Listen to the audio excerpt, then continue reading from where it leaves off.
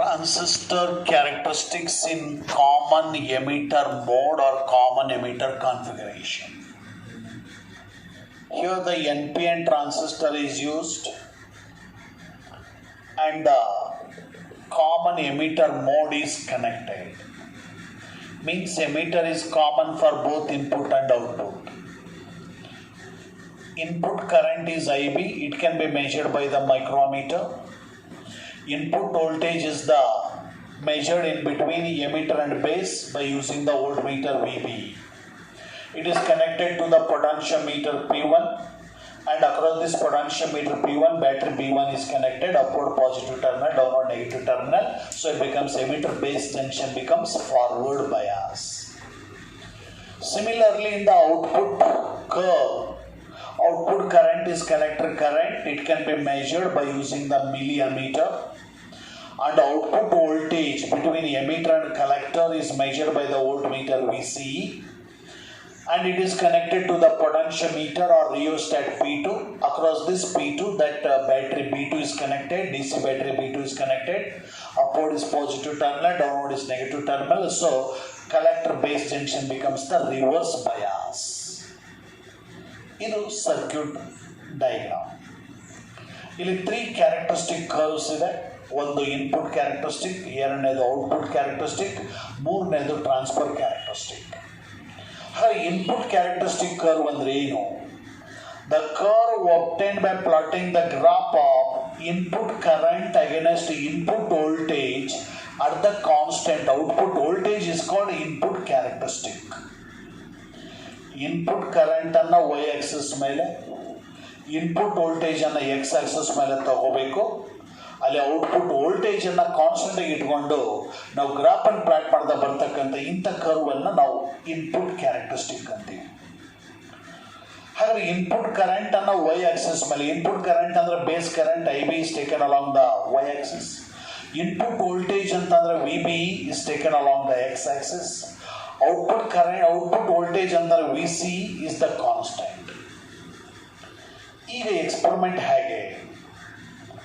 Potentiometer P2 use ಮಾಡಿಕೊಂಡು ನಾವು output collector voltage ಅನ್ನ 0.1 ವೋಲ್ಟಿಗೆ ಸೆಟ್ ಮಾಡೋಣ. Next kept constant. Potentiometer P1 use ಮಾಡಿಕೊಂಡು ಇನ್ಪುಟ್ ಬೇಸ್ ವೋಲ್ಟೇಜ್ ಅನ್ನ 0.2 ಸೆಟ್ ಮಾಡೋಣ. ಆಗ ಮೈಕ್ರೋ ಅಮೀಟರ್ ತೋರಿಸ್ತಕ್ಕಂಥ ಬೇಸ್ ಕರೆಂಟ್ ರೀಡಿಂಗ್ ಎಷ್ಟಿದೆ ನೋಟ್ ಮಾಡ್ಕೊಳ್ಳೋಣ. ನೆಕ್ಸ್ಟ್ P1 ಯೂಸ್ ಮಾಡಿಕೊಂಡು ಬೇಸ್ ಎಮಿಟರ್ ವೋಲ್ಟೇಜ್ ಅನ್ನ, ಇನ್ಪುಟ್ ವೋಲ್ಟೇಜ್ ಅನ್ನ 0.4 ವೋಲ್ಟ್ ಸೆಟ್ ಮಾಡಿ. ಆಗ ಇನ್ಪುಟ್ ಕರೆಂಟ್, ಬೇಸ್ ಕರೆಂಟ್ ಎಷ್ಟಿದೆ ಅನ್ನೋದನ್ನ ಮೈಕ್ರೋಮೀಟರ್ ತೋರಿಸುತ್ತೆ, ನೋಟ್ ಮಾಡ್ಕೊಳ್ಳೋಣ. ನೆಕ್ಸ್ಟ್ ಈ ಒಂದು P1 ಯೂಸ್ ಮಾಡಿಕೊಂಡು ಇನ್ಪುಟ್ ವೋಲ್ಟೇಜ್ VB ಅನ್ನ 0.6 ಸೆಟ್ ಮಾಡಿ. ಆಗ ಆ ಒಂದು ಮೈಕ್ರೋಮೀಟರ್ ತೋರಿಸ್ತಕ್ಕಂಥ ರೀಡಿಂಗ್ ನೋಟ್ ಮಾಡ್ಕೊಳ್ಳೋಣ. ಅದೇ ರೀತಿ 0.8, 1.0, 1.2 ಇನ್ಪುಟ್ ವೋಲ್ಟೇಜ್ ಅನ್ನು ಸ್ಟೆಪ್ಸ್ ಇನ್ಕ್ರೀಸ್ ಮಾಡ್ತಾ ಹೋಗ್ತೀವಿ. ಅದ್ರ ಕರೆಸ್ಪಾಂಡಿಂಗ್ ಆಗಿ ಇನ್ಪುಟ್ ಬೇಸ್ ಕರೆಂಟ್ IB ಸಹಿತ ಇನ್ಕ್ರೀಸ್ ಆಗ್ತಾ ಹೋಗುತ್ತೆ. ಈ ವ್ಯಾಲ್ಯೂಸ್ ಅನ್ನು ತಗೊಂಡು ಗ್ರಾಫ್ ಅನ್ನು ಪ್ಲಾಟ್ ಮಾಡಿದಾಗ ಬಂದಿರತಕ್ಕಂಥ ಕರ್ವ್. ಈ ರೀತಿ ಔಟ್ಪುಟ್ ಕರೆಂಟ್ 0.1 ವೋಲ್ಟ್ ಇದ್ದಾಗ ಬಂದಿರತಕ್ಕಂಥ ಇನ್ಪುಟ್ ಕ್ಯಾರೆಕ್ಟರಿಸ್ಟಿಕ್ ಕರ್ವ್. ಇದೇ ರೀತಿ ಎಕ್ಸ್ಪೆರಿಮೆಂಟ್ ಅನ್ನು ರಿಪೀಟ್ ಮಾಡ್ತೀವಿ. ಔಟ್ಪುಟ್ ವೋಲ್ಟೇಜ್ VC ಅನ್ನು 0.2 ವೋಲ್ಟಿಗೆ ಸೆಟ್ ಮಾಡಿ. ಆಗ ಬಂದಿರತಕ್ಕಂಥ input characteristic curve is like that. ಸರಿ, ಹಾಗಾದ್ರೆ ಈ ಒಂದು ಇನ್ಪುಟ್ ಕ್ಯಾರೆಕ್ಟರಿಸ್ಟಿಕ್ ಅಲ್ಲಿ ಇನ್ಪುಟ್ ರೆಸಿಸ್ಟೆನ್ಸ್ ಬೇಕು. ನಮಗೆ ಗೊತ್ತಿದೆ ಓಮ್ಸ್ ಲಾ ಪ್ರಕಾರ ರೆಸಿಸ್ಟೆನ್ಸ್ ಅಂದ್ರೆ ವೋಲ್ಟೇಜ್ ಡಿವೈಡೆಡ್ ಬೈ ಕರೆಂಟ್. ಹಾಗಾದ್ರೆ ಇಲ್ಲಿ ವೋಲ್ಟೇಜ್ ಅಂತಂದ್ರೆ VB, ಕರೆಂಟ್ ಅಂತಂದ್ರೆ IB. ಹಾಗಾಗಿ ಔಟ್ಪುಟ್ ಇನ್ಪುಟ್ ವೋಲ್ಟೇಜ್ ಅನ್ನ ಇನ್ಪುಟ್ ಕರೆಂಟ್ ಇಂದ ಡಿವೈಡ್ ಮಾಡಿದಾಗ ಬರ್ತಕ್ಕಂಥ ರೆಸಿಸ್ಟೆನ್ಸ್ ಅನ್ನ ಇನ್ಪುಟ್ ರೆಸಿಸ್ಟೆನ್ಸ್ RI ಅಂತ ಕರಿತೀವಿ. The delta VB is the small change in input voltage and delta IB ಅಂತ the small change in the input base current. ಅವೆರಡರ ರೇಷಿಯೋದಿಂದ ನಮಗೆ input resistance ಸಿಗುತ್ತೆ RI. Now second one is output characteristic. ಇಲ್ಲಿ output characteristic ಅಂದ್ರೆ ಏನು?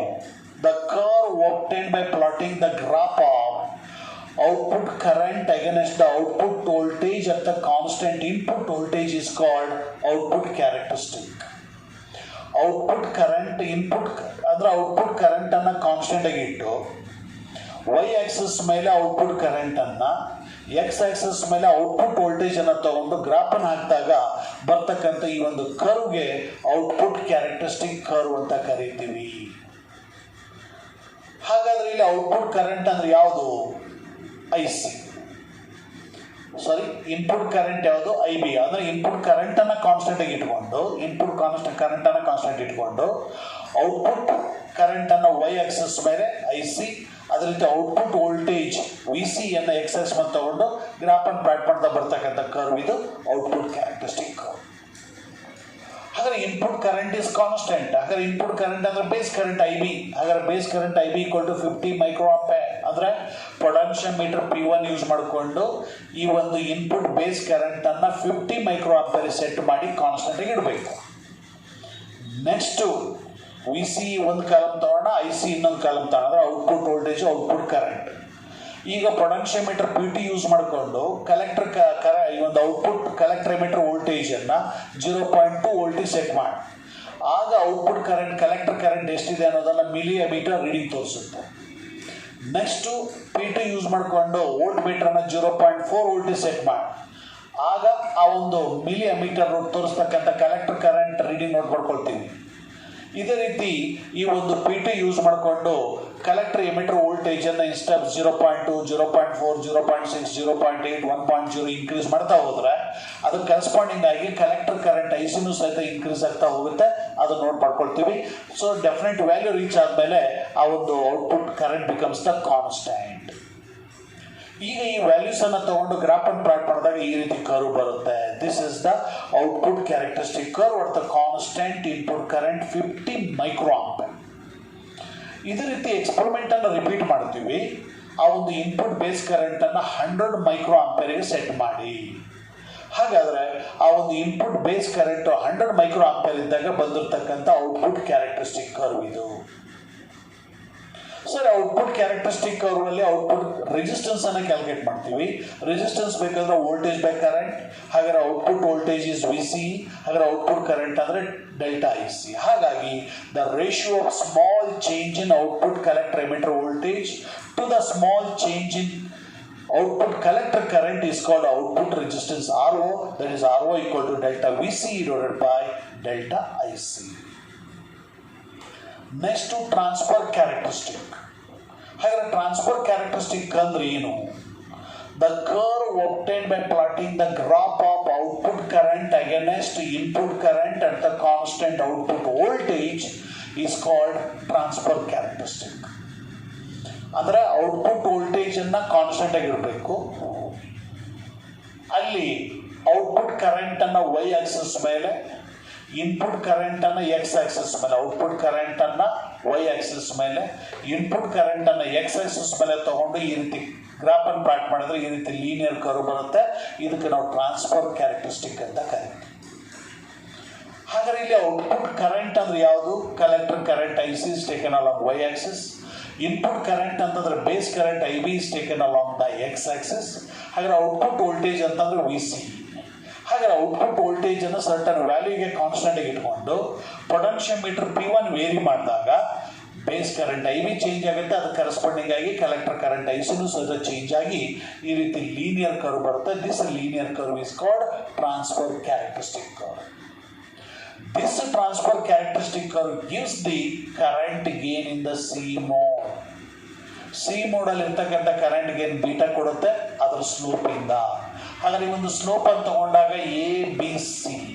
ಹಾಗಾದ್ರೆ slope is equal to y/x.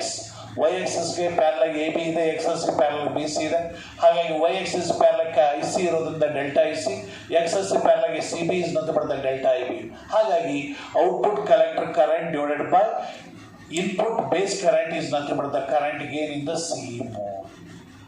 These are all three characteristics of the transformer. One, input characteristic, this one, output characteristic is this one, and transfer characteristic is this one.